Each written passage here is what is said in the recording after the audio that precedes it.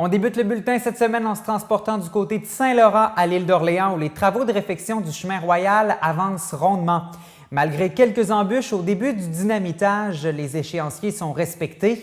Les travaux qui s'échelonneront quand même sur 2 ans vont se poursuivre jusqu'à la fin octobre. On va prendre une pause pour la saison hivernale et ce sera de retour dès le printemps. Donc, il y aura encore des entraves au cœur de la municipalité l'été prochain. Aucun incident majeur n'a été signalé depuis le début des travaux. On fait le point avec la directrice générale de la municipalité de Saint-Laurent.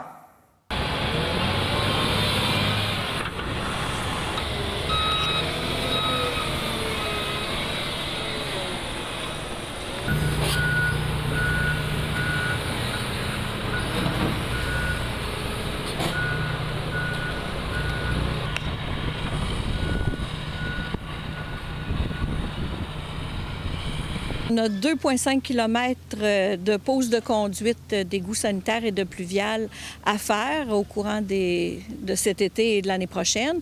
En ce moment, on a à peu près 1,1 km de fait sur le chemin royal et quelques mètres aussi dans ce qu'on appelle le bassin 1, qui est une section tout près du chemin de la Chalouperie, tout près du parc maritime, au sud du chemin royal, là.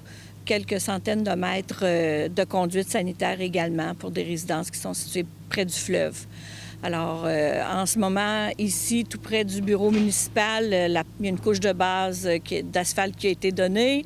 On est encore en train de creuser, d'installer des conduites dans la section plus à l'est de la municipalité.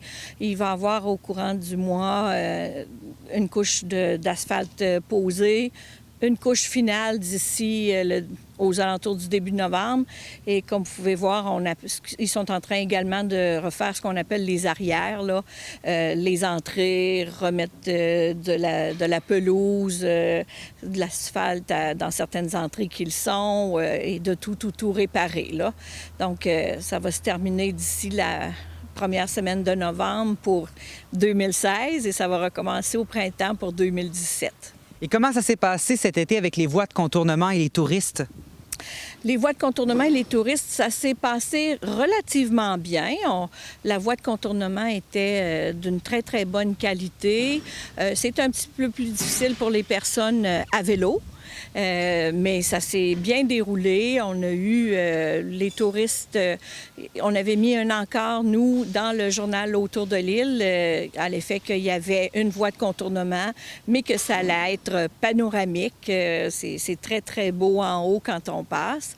On a eu certains commerces, oui, qui ont été affectés, surtout les commerces dans le secteur des travaux. Il y a un dicton qui dit « on ne fait pas d'omelette sans casser des œufs ». Alors oui, effectivement, il y a eu certains commerces qui en ont souffert, comme les commerces des municipalités qui ont fait leur projet d'assainissement des eaux usées avant nous. Leurs commerces, eux aussi, en avaient souffert. C'était un mal nécessaire pour le développement? Oui, c'est un mal nécessaire, oui, effectivement, pour permettre aux gens aussi de boire de l'eau qui va être de meilleure qualité, oui.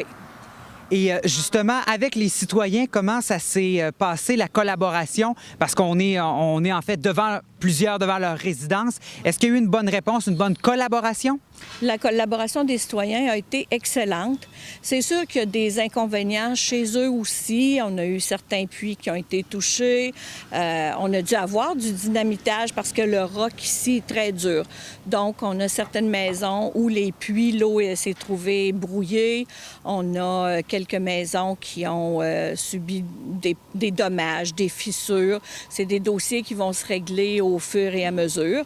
Mais grosso modo, nous, du côté des citoyens, on a eu une excellente collaboration. Les gens ont permis à leurs voisins de se stationner chez eux quand il y avait d'immenses trous devant leurs entrées. Un sentiment d'entraide? Oui, un sentiment d'entraide. Et puis, tout le monde savent que c'est pour le bien commun que ça se faisait. Et justement, vous me parlez tantôt de ce qui est fait en ce moment et ce qui a été fait. Est-ce qu'on est dans les temps selon les plans qu'on avait élaborés au cours des dernières années pour ces travaux? On est à peu près dans les temps. Ça a joué d'une semaine ou deux. Au début, c'était un petit peu plus long à cause du dynamite. On essayait de ne pas dynamiter. On a dû se résoudre à utiliser la dynamite. Donc là, on est en train de rattraper. Mais à la fin, on devrait avoir aux alentours d'une semaine de différence. 1 semaine à 2 semaines maximum. Et justement, la collaboration également avec l'entreprise responsable de cette construction-là, ça se passe très bien aussi? C'est Excavation La Fontaine qui font les travaux ici. Ce sont nos ingénieurs de SNC-Lavalin qui ont fait les plans. Tout le monde travaille très, très bien ensemble avec la municipalité, les ingénieurs, l'Excavation La Fontaine. On est très satisfait jusqu'à maintenant des résultats, comme vous pouvez voir également là, lorsque vous jetez un coup d'œil.